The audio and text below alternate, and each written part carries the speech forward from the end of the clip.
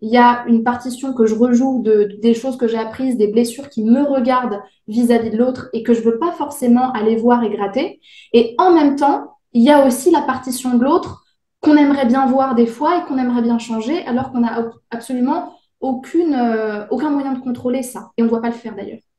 Donc, Alors, est-ce que tu aurais un mot à dire justement à ces femmes qui en bavent en amour, qui comprennent pas grand-chose, pour qui c'est la totale confusion? Qu'est-ce qu'elles devraient retenir de cette interview avec toi? le gros problème, c'est que il y a 15-20 ans, les hommes étaient entre guillemets un peu normaux. C'est-à-dire qu'ils étaient prévisibles, enfin, tu savais où t'allais, enfin, tout se passait de la même manière, t'avais ton, enfin, ils venaient te chercher en bas de chez toi, tu prenais un verre, ils t'invitaient à dîner, ils essayaient de t'embrasser dans la voiture, ils t'envoyaient un message le lendemain, ils te revoyaient et c'était parti, quoi.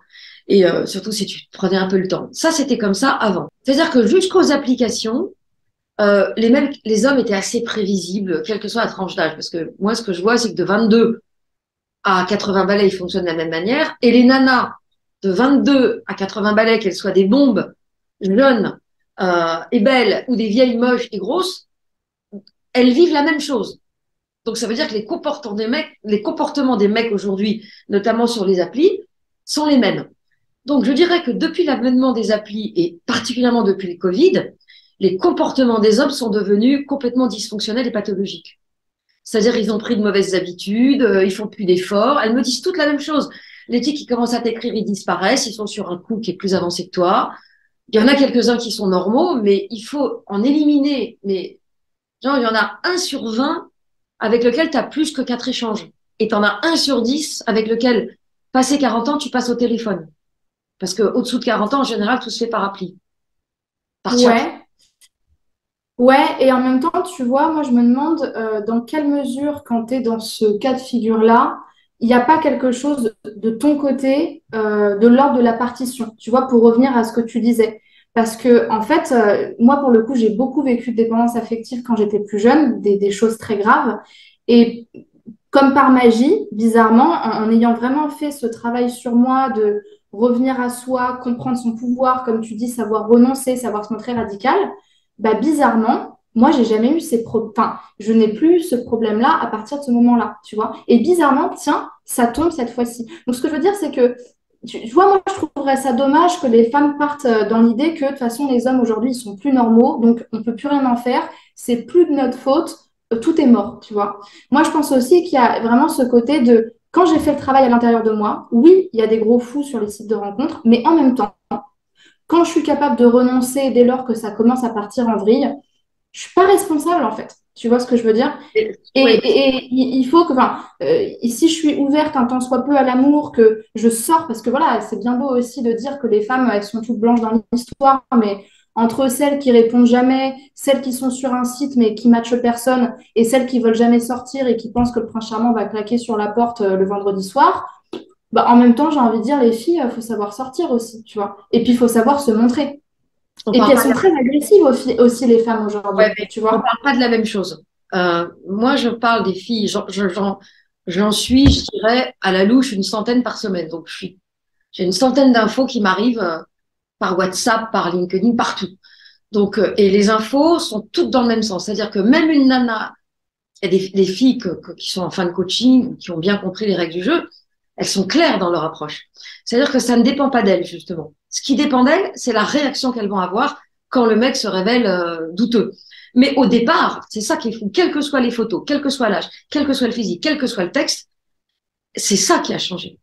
C'est que genre, tu mettais ta photo sur Mythique il y a 20 ans, t'étais mignonnette avec un joli texte, mais t'avais 10 prétendants top niveau qui te couraient après. Tu vois, tu mettais une annonce dans le Nouvel Obs il y a 30 ans, pareil.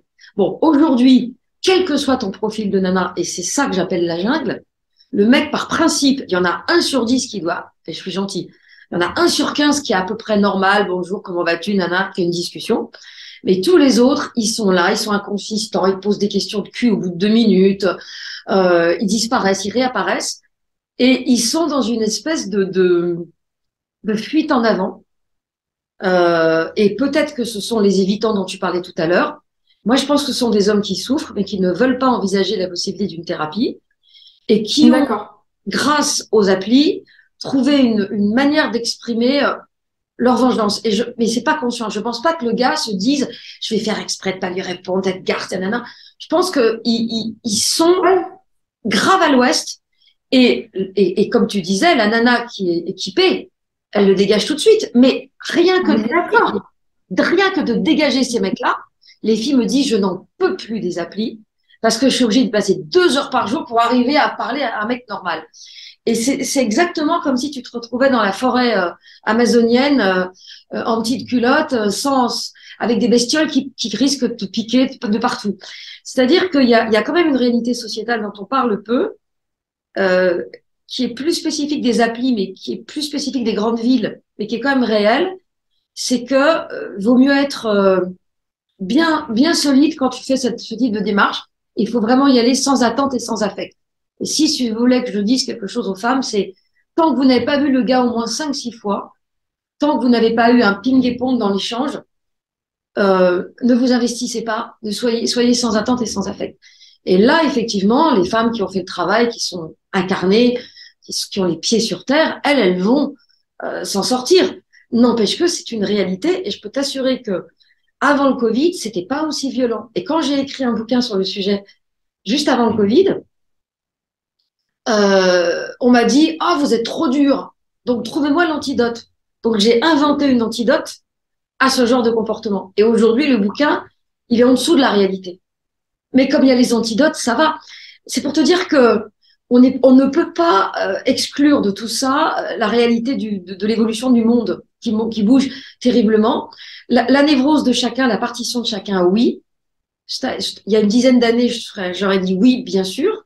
Mais je rajoute, pour autant, les comportements de violence, au sens manque de respect, au sens je veux ça tout de suite, donne-le-moi, sont beaucoup plus importants aujourd'hui. D'ailleurs, on regarde le nombre de gens qui reçoivent des coups de poignard, enfin les nombres de filles qui sont violées, tuées, on en entend beaucoup plus parler.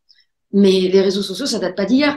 Donc, ce que je pense, c'est que la société est plus violente et la violence de cette société s'exprime dans les comportements, mais aussi chez les femmes. Je te réponds pas, je te matche pas. Mais un homme, entre guillemets, équipé, il voit que la fille lui répond pas, bonjour machine, j'ai bien aimé ta présentation, moi aussi je fais du golf ou du tennis ou je ne sais quoi. Petite question, j'habite à tel endroit et toi? La fille répond pas, bah tu dégages. Ça t'a pris le temps d'écrire. Donc, la violence, elle est des deux côtés. Et toi, ce qui t'intéresse, toi, femme qui nous écoute, ce qui t'intéresse, c'est quelqu'un qui te ressemble. Donc, tu ne vas pas aller te perdre auprès de personnes qui ne sont pas capables du minimum syndical de bienveillance. On est d'accord, on est complètement d'accord. Et moi, j'avais juste envie de donner, et pour moi, ce sera mon dernier mot à ce sujet-là par une métaphore. Si tu vas dans la jungle amazonienne, avec, tu sais, le scaphandrier d'un mec qui est dans une quarantaine en pleine horde de zombies, bah, même si tu as le pire animal en face de toi, il peut rien t'arriver. Si vraiment tu as ce qu'il faut, tu as le socle, tu as le bouclier autour de toi, il peut rien t'arriver. Donc, ok, j'entends ce que tu me dis. Néanmoins, si on a toutes et on apprend chacune, et c'est justement l'objet de mon message, c'est pour ça aussi que je t'invite aujourd'hui dans cette interview, si on apprend chacune à s'aimer plus et à justement savoir renoncer et dire stop à ceux qui ne sont pas qualifiés, qui sont juste des touristes ou qui veulent juste tout rapidement le beurre et l'argent du beurre sans s'investir, bah en même temps, on n'y est pas touché. Tu vois ce que je veux dire? Donc, pour moi, elle est là la part de la responsabilité chez la femme, c'est savoir que c'est pas parce que je vois quelque chose que c'est une vérité générale et donc que je dois me contenter de ça. Non. Si j'ai des besoins, si j'y crois, eh ben, je vais m'engager vis-à-vis de moi-même pour me dire que j'irai pas à moins que ça, quelque part, tu vois. Un petit peu comme une sorte de négociation, on va dire. Je Mais sais même pas, c'est pas c'est beau comme ouais, image. je sais même pas si c'est un engagement vis-à-vis de soi-même. C'est une sorte d'évidence. C'est-à-dire, quand je vois que l'autre se comporte de manière dysfonctionnelle, je passe à autre chose. Mais là où je ne te suis pas, c'est je ne pense pas qu'une femme ne soit pas touchée. J'en ai encore une qui m'a raconté un week-end chez un gars, là, elle s'est un peu jetée à sa tête aussi. Et le mec en fait a disparu après le week-end, alors que pendant le week-end c'était bisous, bisous, love, love. Elle était quand même touchée. C'est-à-dire que elle est touchée parce qu'elle a passé le week-end. Donc celle qui est en contact avec quelqu'un, et le gars disparaît ou annule le rendez-vous, ça la touche quand même un petit peu. Même si elle est équipée, même si elle a son scaphandre, ça la touche un petit peu. Parce que c'est jamais agréable de se sentir humilié, rejeté, abandonné, critiqué, etc. Donc ça va réveiller des blessures universelles, j'ai envie de dire même ontologiques. Simplement, ça va passer vite. Et pour reprendre ton exemple, je me souviens quand j'étais jeune, je traînais entre guillemets dans les bas-fonds de Recife, qui est une ville brésilienne, et j'avais pas peur parce que j'ai jamais eu peur dans mes voyages. Il m'est jamais rien arrivé. C'est exactement comme un chien. Quand tu as peur du chien qui aboie, bah, le chien il va te mordre. Si t'as pas peur du chien qui aboie, il va pas te calculer. Donc ce que tu dis est très juste. Si je suis équipée, mais le souci des femmes qui sont dépendantes affectives, c'est qu'elles ne sont pas équipées et Exactement. qu'il leur manque, un, la capacité à faire le lien avec ce qui leur est arrivé dans le passé, et deux, la stratégie, parce que moi je crois beaucoup que la stratégie peut, dans un premier temps, colmater. C'est-à-dire si tu mets le bon silence radio au bon moment, tout en travaillant sur ce que ça réveille en toi, tu seras plus efficace que si tu attends d'avoir fini de travailler sur toi, parce que tu pourras passer ta vie à travailler sur toi. Donc je trouve que l'approche clinique plus coaching et l'expérience, en fait, quand tu vois que l'autre, il accepte de changer parce que tu as mis tes limites, ça, c'est le plus beau cadeau qu'une femme puisse se faire. Je suis complètement d'accord. Plus elle donne, plus elle espère avoir plus. En fait, plus elle donne, moins elle reçoit.